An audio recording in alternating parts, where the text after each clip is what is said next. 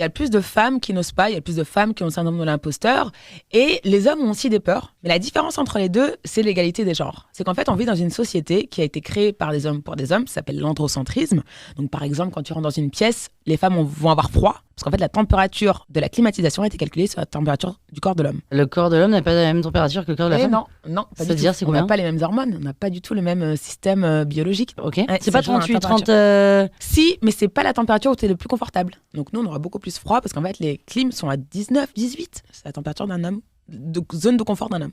Ok. Je suis dans une voiture, il n'y a pas de ceinture de sécurité pour femmes. Il y a une ceinture de sécurité. Où est-ce qu'elle passe, ta ceinture de sécurité? Entre les deux seins.